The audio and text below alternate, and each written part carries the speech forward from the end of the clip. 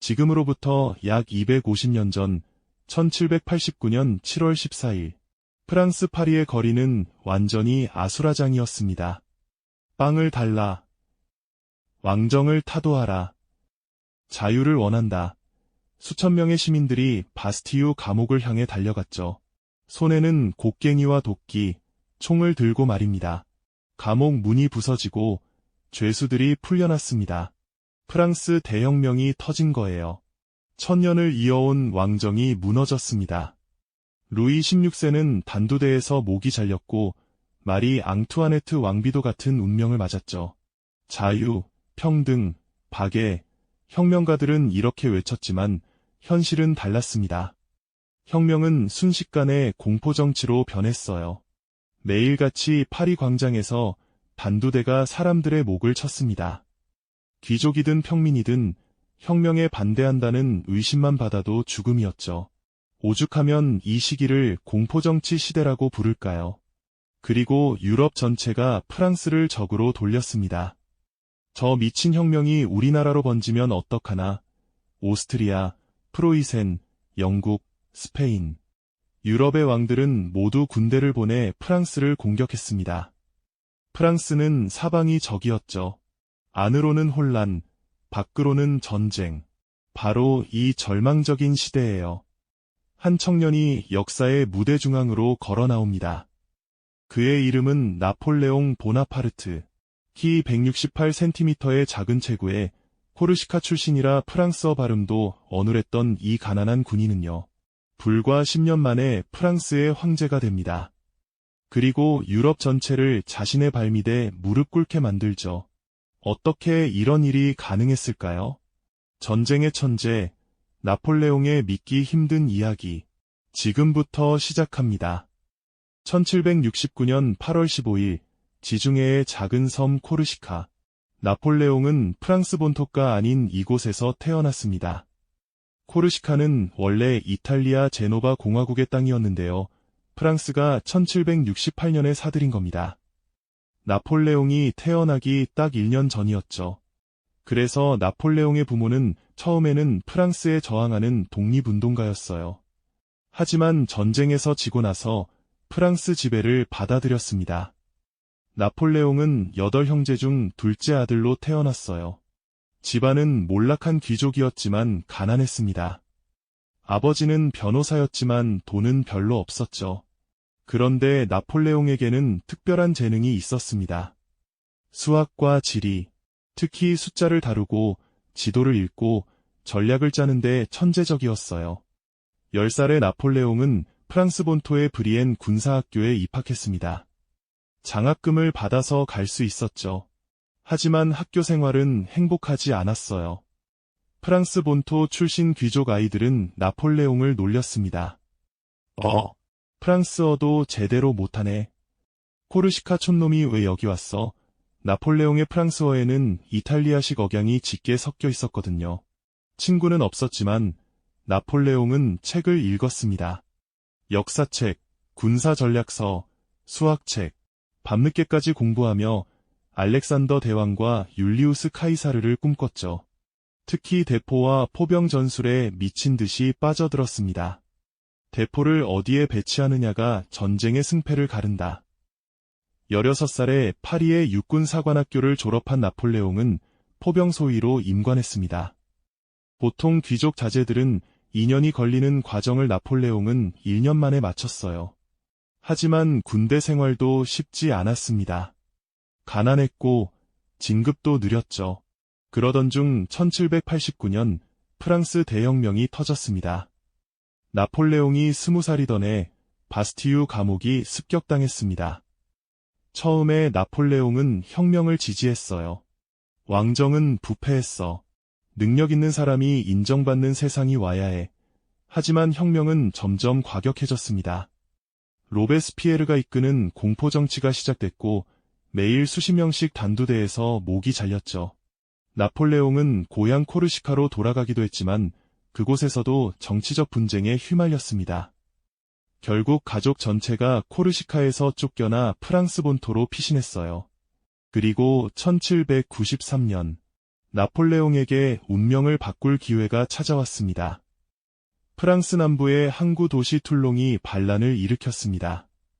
게다가 영국 해군이 툴롱 항구를 점령하고 함대를 주둔시켰죠. 프랑스 혁명 정부는 군대를 보내 툴롱을 포위했지만 몇 달째 진전이 없었어요. 그때 24살의 포병대위 나폴레옹이 전선에 배치됐습니다. 나폴레옹은 상황을 한눈에 파악했어요. 지도를 쫙 펼쳐놓고 살펴봤죠. 그리고 지휘관에게 작전을 제안했습니다. 장군님, 항구를 직접 공격하면 안 됩니다. 저 레기에트 요새를 먼저 점령해야 해요. 뭐, 요새? 그게 뭔 소용인가? 저 언덕 위 요새를 점령하면 항구 전체가 대포 사정거리 안에 들어옵니다. 영국 함대는 더 이상 정박할 수 없게 되죠. 지휘관들은 반신반의했지만 딱히 다른 방법도 없었습니다. 나폴레옹은 포병대를 이끌고 밤을 틈타 언덕으로 올라갔어요. 비가 억수같이 쏟아지고 진흙탕이었지만 대포를 끌고 올라갔습니다. 전투 중에 나폴레옹의 다리에 총검이 박히기도 했지만 그는 계속 명령을 내렸죠. 새벽녘, 나폴레옹의 대포가 불을 뿜기 시작했습니다. 쾅, 쾅, 쾅. 포탄이 항구에 정박한 영국 군함들을 향해 날아갔죠. 영국 해군은 당황했습니다.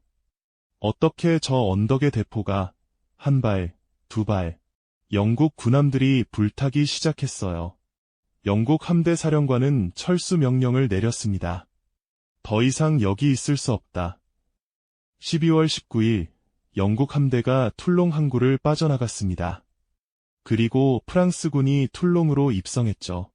나폴레옹의 전략이 완벽하게 들어맞은 겁니다. 하룻밤 사이에 나폴레옹은 국민 영웅이 되었습니다. 혁명 정부는 그를 준장으로 특진시켰어요. 24살의 장군이 된 거죠. 이 청년, 보통이 아니야. 앞으로 지켜봐야겠어. 나폴레옹의 이름이 프랑스 전역에 알려지기 시작했습니다. 그리고 2년 후인 1796년 3월, 27살의 나폴레옹은 이탈리아 방면군 사령관으로 임명됐어요. 하지만 막상 부대에 도착해보니 상황은 엉망이었습니다. 군인들은 몇 달째 월급을 못 받았고 제대로 된 군화도 없었어요. 먹을 것도 부족했죠. 사기는 바닥이었습니다. 우린 왜 싸워야 하는 겁니까? 배는 고프고 돈도 없는데. 나폴레옹은 군인들 앞에 섰습니다. 작은 체구였지만 눈빛만은 불타올랐죠. 병사들이여. 저 알프스 산맥 너머에 이탈리아의 비옥한 평야가 펼쳐져 있소. 승리하면 그곳의 모든 것이 우리 것이오. 명예도, 부도, 영광도. 군인들의 눈빛이 바뀌었습니다. 당시 이탈리아 북부는 오스트리아의 지배를 받고 있었어요. 오스트리아군과 이탈리아 동맹국 군대가 여러 곳에 분산되어 있었죠. 나폴레옹의 전략은 간단했습니다. 빠르게 움직여서 적을 하나씩 격파한다. 적들이 합류하기 전에 각계 격파하는 거야. 4월 12일, 몬테노테 전투, 승리. 4월 14일, 밀레시모 전투, 승리. 4월 15일, 대고 전투, 승리. 4월 21일, 몬도비 전투, 승리. 5월 10일, 론디 전투, 승리. 한 달 만에 5번의 전투에서 모두 이겼습니다. 오스트리아군은 충격에 빠졌어요. 이 프랑스군 사령관은 도대체 누구야? 나폴레옹의 전술은 혁신적이었습니다. 첫째, 속도. 적보다 빨리 움직여서 먼저 도착하는 겁니다. 둘째, 집중. 병력을 한 곳에 집중해서 적의 약점을 돌파하는 거예요.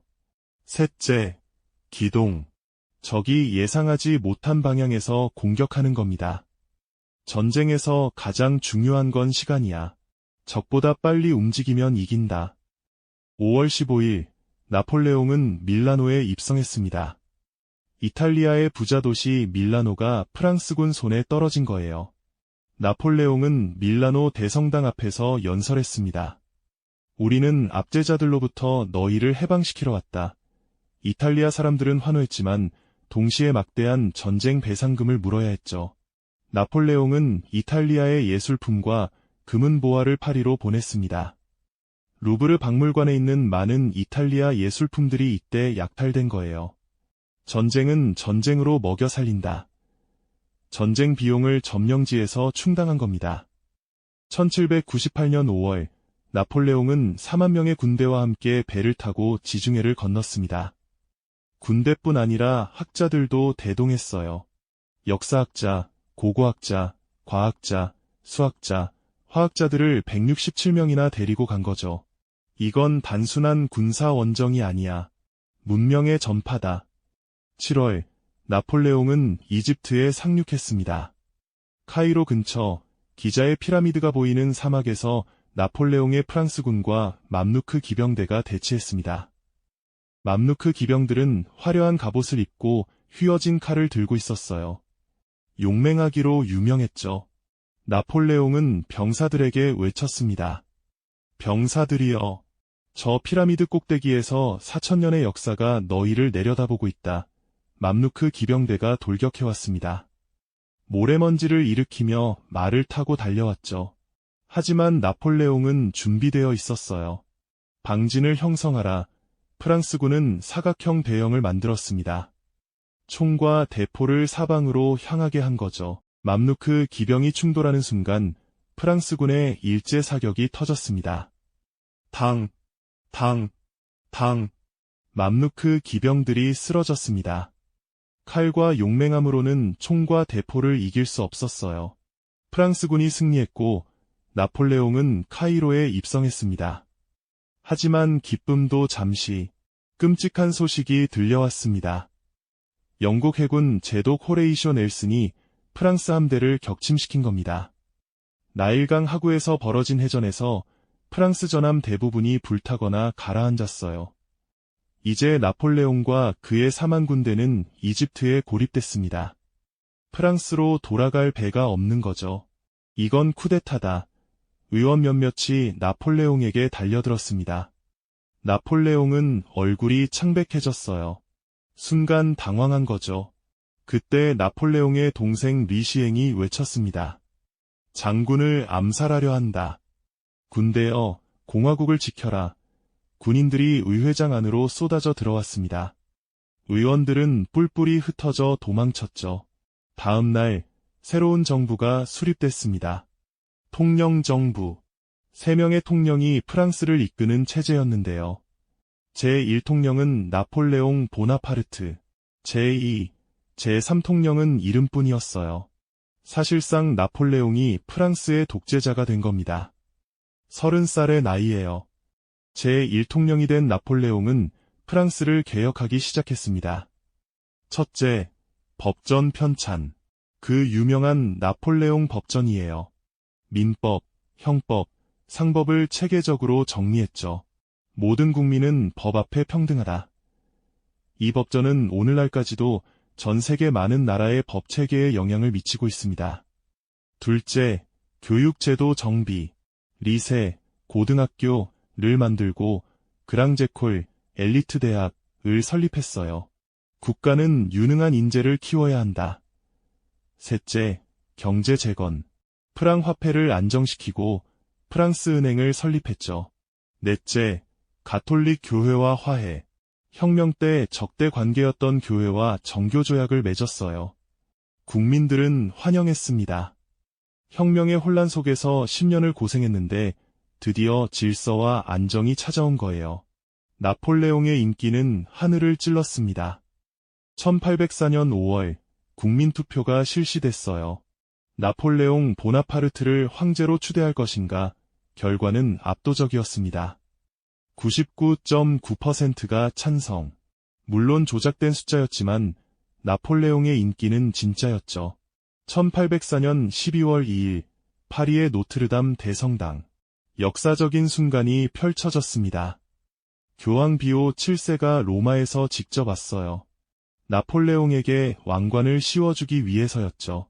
하지만 나폴레옹은 교황이 왕관을 씌워주려는 순간 교황의 손에서 왕관을 빼앗아 스스로 머리에 얹었습니다. 내 권력은 신이 아닌 내 칼에서 나온다. 그리고 아내 조제핀에게도 왕관을 씌워줬어요. 교황은 당황했지만 어쩔 수 없었죠. 나폴레옹은 이렇게 선언했습니다. 짐은 프랑스인의 황제 나폴레옹 1세다. 프랑스 혁명이 무너뜨린 왕정이 새로운 형태로 부활한 겁니다. 하지만 이번엔 혈통이 아니라 능력으로 올라선 황제였죠. 연합군은 병력을 프라첸고지로 이동시켰습니다. 바로 그 순간 나폴레옹이 기다리고 있던 순간이었죠. 오전 9시 안개가 걷히기 시작했습니다. 나폴레옹이 명령을 내렸어요. 지금이다. 술트 원수, 프라첸고지로 돌격하라. 프랑스군 주력 부대가 언덕을 향해 달려갔습니다.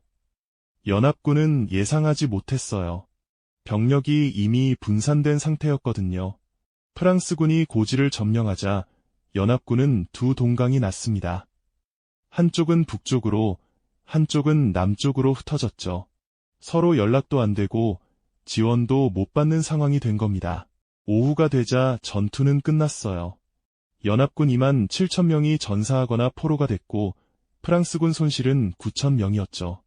러시아 황제 알렉산드르 1세는 눈물을 흘리며 도망쳤습니다. 오스트리아 황제는 항복했어요.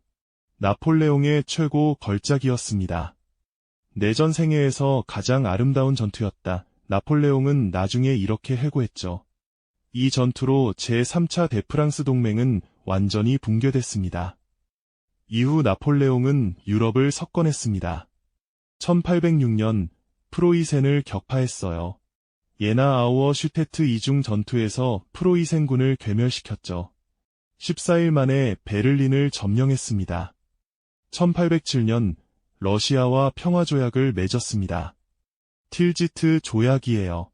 프랑스, 러시아, 프로이센의 황제들이 내만강 위에 떠있는 뗏목에서 만나 유럽을 분할했죠. 역사적인 광경이었어요. 나폴레옹은 동생들과 장군들을 유럽 각국의 왕으로 앉혔습니다. 동생 조제프는 나폴리 왕, 나중에 스페인 왕, 동생 루이는 네덜란드 왕, 동생 제롬은 베스트팔렌 왕, 처남이라는 나폴리 왕. 초토화 작전이었습니다. 프랑스군은 먹을 것을 찾을 수 없었어요. 7월, 8월, 더운 여름, 프랑스군은 계속 행군했습니다. 하루에 40km씩 걸었어요. 하지만 러시아군은 보이지 않았죠. 보급품은 바닥났고 병사들은 굶주렸어요. 더위와 질병으로 병사들이 쓰러지기 시작했습니다. 9월 7일, 보로디노 전투. 드디어 러시아군과 대규모 전투가 벌어졌습니다.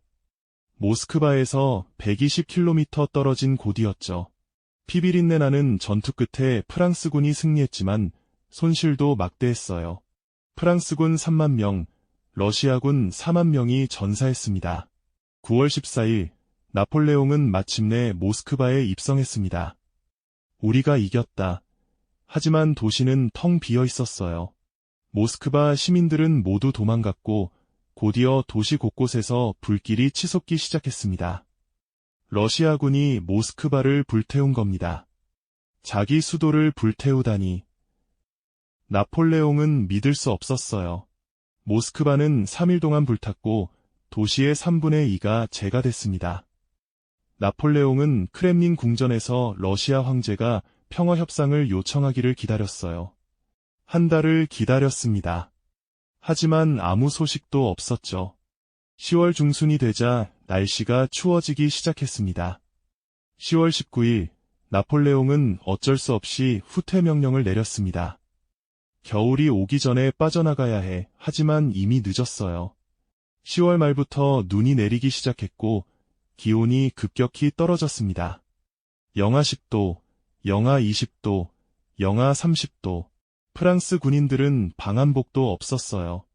여름에 출발했으니까요. 병사들은 추위에 얼어 죽었습니다. 길가에 쓰러진 병사들은 동상으로 손발이 검게 변했죠. 말들도 추위를 견디지 못하고 쓰러졌어요. 대포를 끌 말이 없으니 대포도 버려야 했습니다.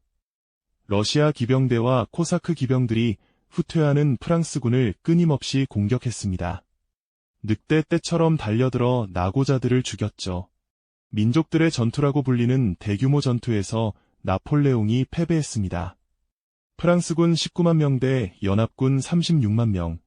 나폴레옹은 용감하게 싸웠지만 숫자를 극복할 수 없었어요. 프랑스군은 무너졌고 나폴레옹은 프랑스로 후퇴했습니다. 1814년 3월 31일 연합군이 파리에 입성했어요. 러시아 황제, 프로이센 왕, 오스트리아 황제가 상젤리제 거리를 행진했죠. 나폴레옹은 퇴위를 강요당했습니다. 1814년 4월 11일 나폴레옹은 공식적으로 황제 자리에서 물러났어요. 그리고 지중해의 작은 섬, 엘바 섬으로 유배됐습니다. 면적 224제곱킬로미터의 작은 섬이었죠. 나폴레옹은 엘바 섬의 황제 칭호를 유지할 수 있었고 연금도 받기로 했습니다. 하지만 나폴레옹은 10개월 만에 탈출했어요. 1815년 2월 26일 밤 작은 배를 타고 엘바 섬을 빠져나왔죠. 3월 1일 프랑스 남부 해안 골프 주항에 상륙했습니다. 소수의 병력만 데리고 1000명도 안 됐어요. 파리로 가는 길 왕정 정부가 군대를 보내 막았습니다. 3월 7일 라페이 마을 근처에서 왕의 군대와 마주쳤죠.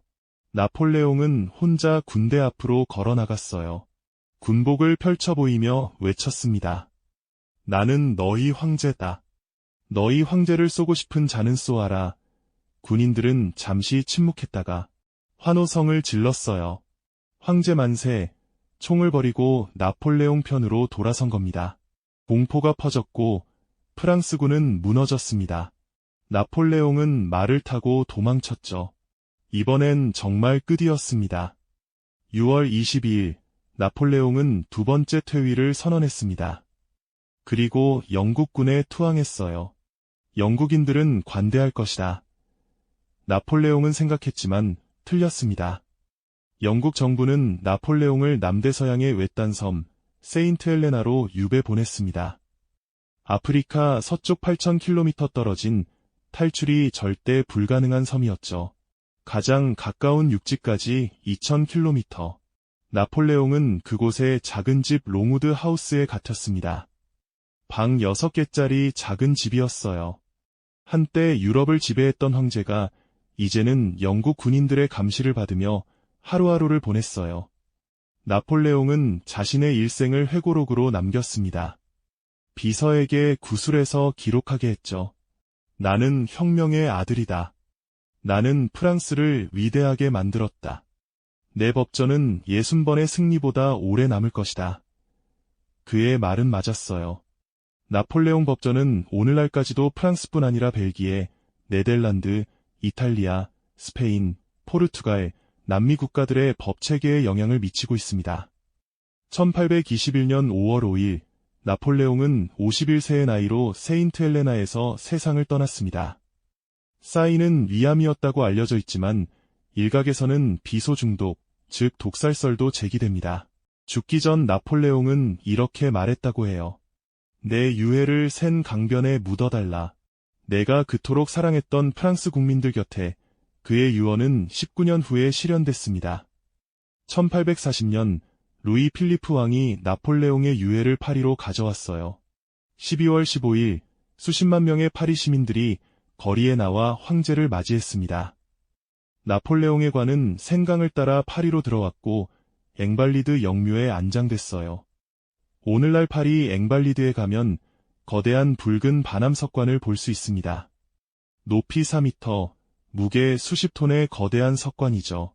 그 안에 나폴레옹이 잠들어 있습니다.